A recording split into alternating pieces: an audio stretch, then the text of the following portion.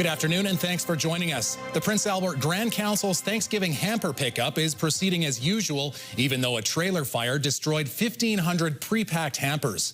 The incident took place Friday evening, and the Grand Council had less than a week to gather food for the 3,600 names who registered. Volunteers and staff have spent the last few days assembling new hampers in time for the pickups.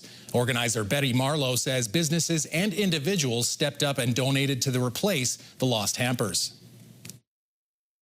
Grand Council is part of the community, and they're trying to give back to the community, and it's for everybody. Anybody that needs a little bit of help, low income, sometimes you just need a little bit of help to get by. Volunteers were still assembling replacement hampers this morning. RCMP are looking for a suspect in a robbery north of Prince Albert. 27-year-old Toby Daniels is facing robbery and weapons charges following a robbery on Sturgeon Lake First Nation. 4 people were arrested, but RCMP are still looking for Daniels, who is also wanted for a sexual assault that happened in May on the First Nation. Anyone with information on where Toby Daniels is should contact police. For the first time tonight, 5 years after she was reported missing, we're now hearing how a Saskatoon woman was killed. And just a warning, some viewers may find the details disturbing. Robert Thomas took the stand on day 4 of Roderick Sutherland's manslaughter trial. Thomas was in the garage with Sutherland, the same garage where 30-year-old Megan Gallagher was killed. Court heard Gallagher died on September 20th, 2020 while restrained to a chair. Thomas told court that about a month before he was held hostage and stabbed, he testified he feared it would happen again and suspected Gallagher was in the garage to set him up. Thomas testified there were a group of people in the garage, including Summer Sky Henry. He told court he asked Henry to wrap Gallagher's body in plastic wrap, but she wrapped her face. He said when he approached Gallagher, she was dead. Saskatchewan's police watchdog has found no wrongdoing by police after a fatal officer-involved shooting in Estevan nearly 2 years ago. The Serious Incident Response Team says on November 1st, 2023, a 19-year-old man was under arrest for the death of a woman in Estevan. CERT says when the man was being processed at police headquarters, the suspect lunged at one of the police officers, grabbing their holster and gun. The suspect then shot the officer in the abdomen. There was a struggle between the officer and the suspect over the gun, and the suspect was able to fire another round which hit a wall. A second officer who was nearby fired 2 shots from his pistol, striking the 19-year-old in the torso. The suspect died of his injuries, and the officer who was shot was sent to hospital. CERT has found no grounds to believe an offense was committed by the officer who fired the fatal shots.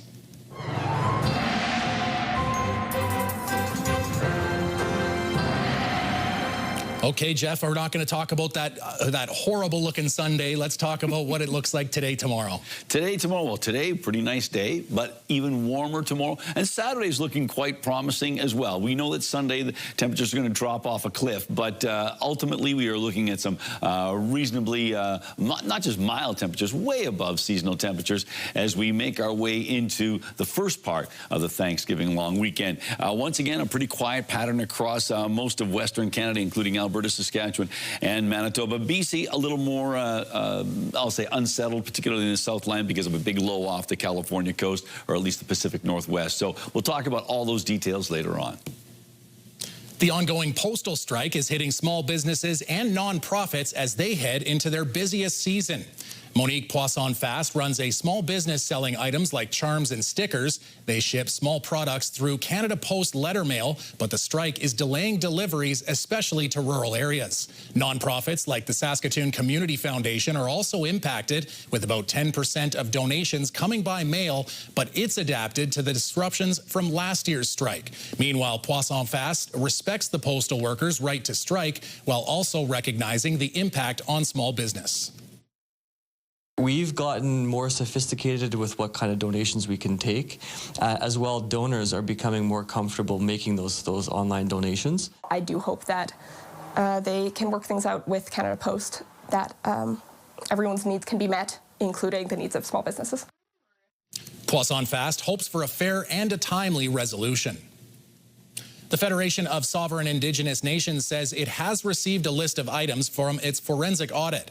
The FSIN says it will now begin a thorough internal review, saying it's confident all expenditures were made appropriately, transparently, and in accordance with financial policies. More than $34 million of FSIN spending was flagged from an audit from Indigenous Services Canada last month. The FSIN says it continues to await the final report, but Indigenous Services Canada says it does not provide copies of the audit report to funding recipients.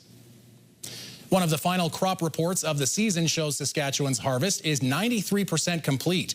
That's slightly behind the 5-year average of 98%, but ahead of the 10-year average of 87%. Crop quality analysis was released with the Canada Western Scale, which measures quality from 1 to 4, 4 being the worst. The report shows 65% of hard red spring wheat is Category 1, 27% is Category 2, and 6% Category 3. Those numbers are better than the 5- and 10-year averages for hard red spring wheat grades. So it's good to see that producers are getting better quality hard red spring wheat for this time of year. But yeah, there is variability throughout the province when it comes to quality. Like the Southwest has the lowest quality spring wheat, and then the central regions and Southeast has generally the best quality wheat this year. The Ministry of Agriculture says many producers in the province finished their harvest last week. When we come back, a Saskatchewan-raised musician returns to his home province to perform. We catch up with the duo Kinjo and Young ahead of 2 shows in Saskatchewan.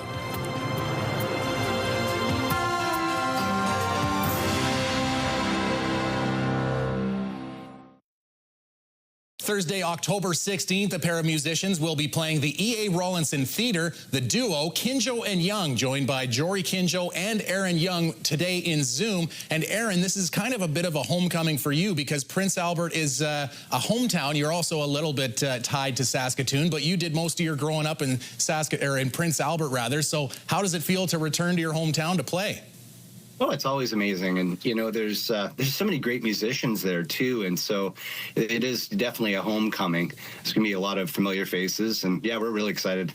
And you guys kind of play, it's an interesting style. Like, you don't just sort of play and ignore the crowd. When I was watching some of the old stuff, you kind of interact with the crowd. And then when there's breaks, you get to, you know, go and meet some of the fans and all of that and get to chat a little bit of music.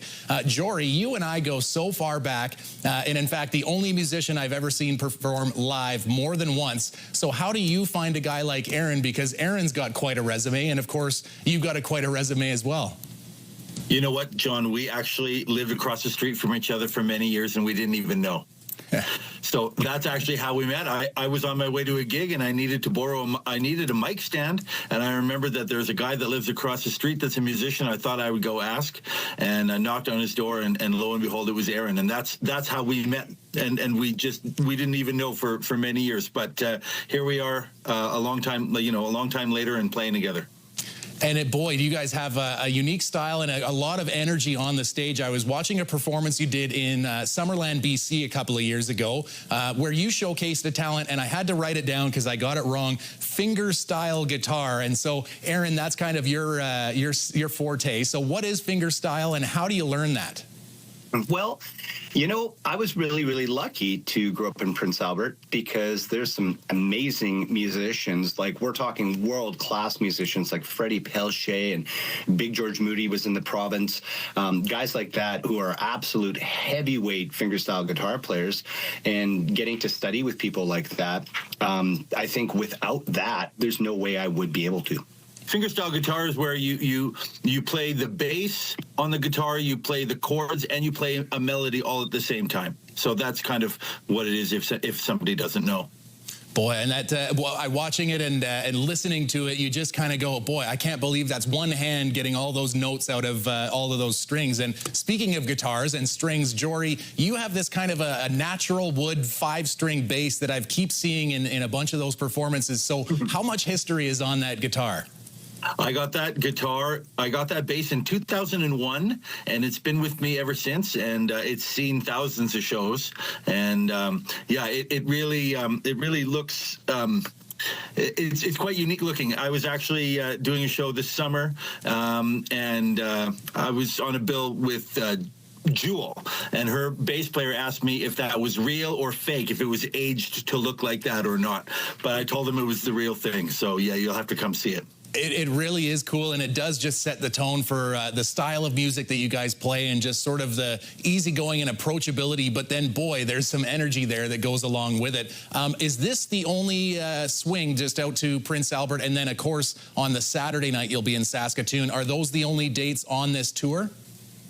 This tour, yes, this is just a quick little jaunt out to Saskatchewan with the 2 shows, and but we'll be back on a more regular basis. Last year we were all over the province, and we hope to spend as much time out there as we can. And with 2 guys, that's probably not the tour bus. You could probably just pile into a van, right? You got it. That'll keep down on costs and all of that. Well, what's the best place or way to show support for you guys? I went and found you on YouTube with a couple of your sort of live in the basement. Very superstitious. But where's the best place to support you guys? Devil's on his way. That's a great question. You can find us on YouTube, just like you did, John, or on our socials, mostly on Facebook and Instagram. And if you just look up Kinjo Young, then you can find us there, and just give us a like and share some of the videos if you're so inclined, and that would help go a long way. Excellent. And then, of course, if you're going to be around the EA Rawlinson, it's Kinjo and Young, Thursday, October 16th at the EA Rawlinson. It starts at 7:30. Thank you so much, Jory and Aaron, and boy, it's going to be great. Thanks for your time, John. Yeah, thank you very much. Jeff returns with the weather forecast right after the break, and later the Prince Albert Raiders lay some prairie justice on the Vancouver Giants.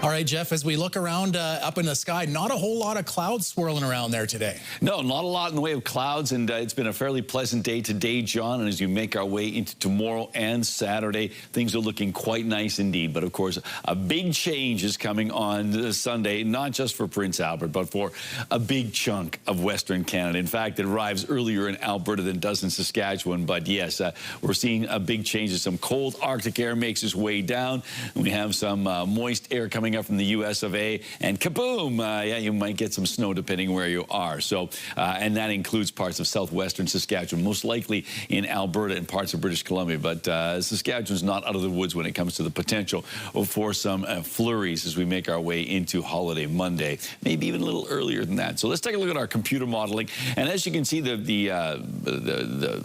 pressure lines start to get a little closer together as we make our way into tomorrow afternoon. But a relatively, even then, we're talking wind gusts up around 40. By the time we get to Sunday and Monday, we could see some very strong winds in southeastern Saskatchewan. We'll talk a little bit more about that later on.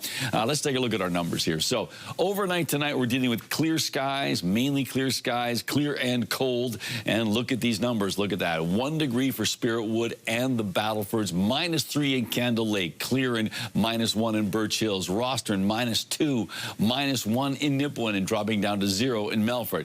But let's take a look at tomorrow. All right. Ha-ha! 19 degrees for Spiritwood, 22 for the Battlefords, 18 in Candle Lake. Staying sunny in Birch Hills with a high of 19 degrees. Sunny and 19 as well in Rostern and in Nipawin and in Melfort. Lots of sunshine. Temperatures that are basically about 5 to 6 degrees above seasonal. Well, even warmer, even more so for the Battlefords region. So yes, we've got ourselves some warm temperatures indeed. So let's take a closer look at Prince Albert. So the overnight, yeah, we're still dealing with clear and cold conditions. I've still been covering up plants in the hopes that they can last a few more days, because I think after Sunday it's like bye-bye. -3 degrees overnight for the Prince Albert area. The wind's backing off. Tomorrow the winds pick up a little bit, but they're out of the south, so a southerly flow, a warmer push of air. Sunny and 19 degrees. Wind gusts up around 40 clicks. And then 22 degrees on Saturday under mainly cloudy skies, and then, wow, what a change. What a difference a day makes. All right, Eartha Kitt. No, Etta James. Anyhow, 60% chance of showers and just 4 degrees.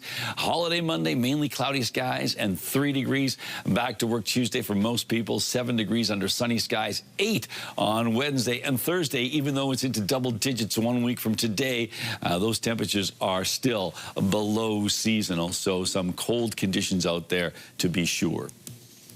Got to get the blanket out and just hang out on the couch this weekend then, eh? Oh, darn. Hey, is that football? Oh, okay. Oh, there's a little bit of that, too. That'll make the world go round. While the Prince Albert Raiders defenseman Justice Christensen wasted little time putting his mark on last night's game against the Vancouver Giants.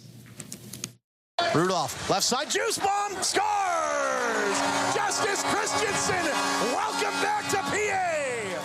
In his second game back from Detroit Red Wings camp, Christensen scored 2 nearly identical goals in the second period as the Raiders filled the net 6 times. Raiders goalie Michael Orsulak stopped all 14 shots he faced for his first WHL career shutout. The win puts the Raiders at the top of the Eastern Conference and tied for the league lead with the Everett Silvertips at 5-0-1. The Raiders welcome another BC team, the Kamloops Blazers, to Prince Albert Friday night.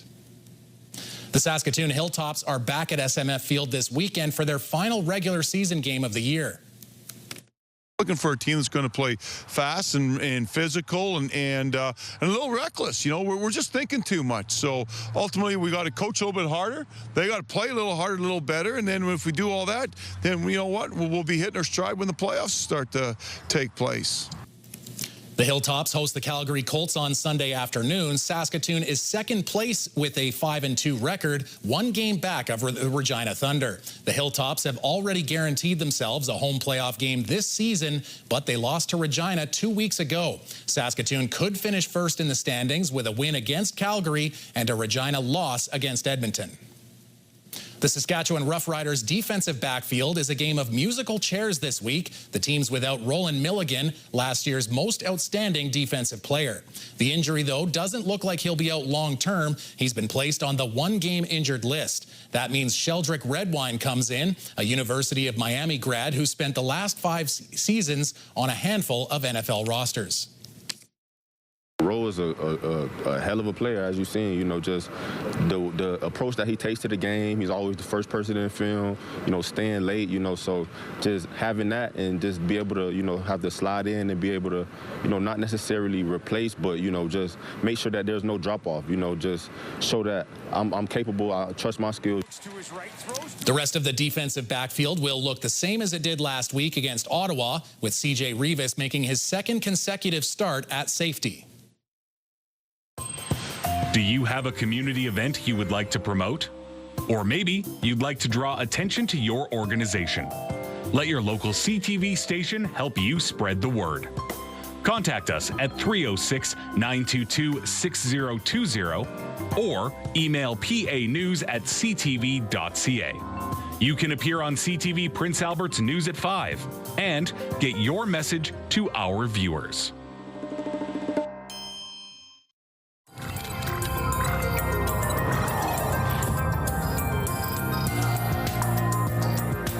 Scientists at the University of Calgary are launching a new study asking participants to donate their toenail clippings. As Mark Villani reports, they're hoping to learn more about the link between radon gas and lung cancer. Emmy Bossio loves the outdoors, so whether hiking in the mountains or relaxing at the beach, the Calgary woman was always active and healthy. I ate well, I checked all the chemicals in my cosmetics, I was very conscious about my health. But a nagging cough wouldn't go away, and doctors noticed something wrong. I was diagnosed at 47 with lung cancer, having never smoked. Smoking is the leading cause of lung cancer, but number 2 is radon, an odorless radioactive gas linked to Canada's high uranium levels in soil. The world's most radon-exposed people on this planet. So to investigate, scientists at the University of Calgary are analyzing something unusual. toenail clippings.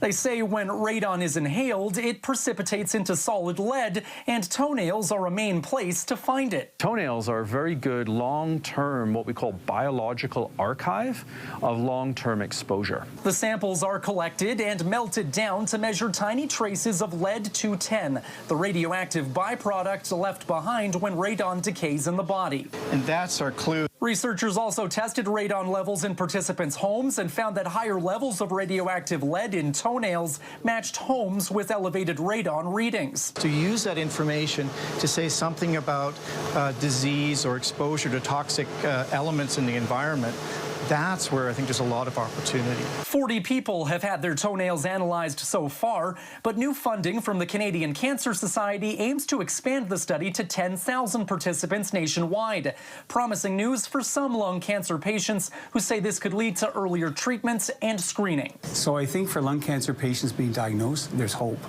And this is one of those things that will help with hope. And if all goes well, the hope is that a simple toenail test will ultimately save lives. That's why these studies are so critical. Mark Villani, CTV News, Calgary. Brought to you by Saskatchewan Union of Nurses. Thank you to Saskatchewan's 11,000 registered nurses. Big celebrations last night, Jeff, as the Toronto Blue Jays defeated the New York Yankees, advancing to the American League Championship Series. Jays first baseman Vladimir Guerrero Jr. had some fun with the panel that featured 2 former Yankees and 1 former Red Sox slugger. Podemos decir lo que siempre decimos. Dale, dale, Yankee lose. So there's Vladdy poking fun, and you can see Alex Rodriguez, Derek Jeter during the post-game celebration in the locker room. Guerrero Jr. had 3 home runs, 9 runs batted in, and was 9 for 17 at the plate against the Yankees. Now the Jays will take on either Detroit or Seattle for Game 1 on Sunday. And Jeff, did you watch that game last night? I watched the last few innings, and I was still on pins and needles, even though the Jays had a lead.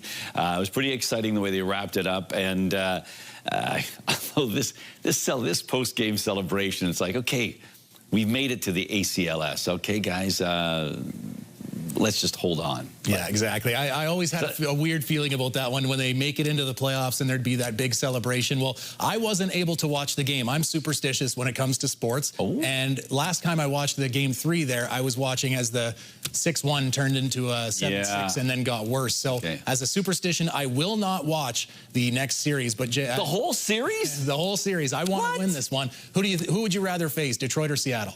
I think I'd rather take on Seattle. I don't even know who's got the better pitching squad or what it's going to look like, but it will be entertaining, that's for sure. That's going to do it for us. CTV National News is next.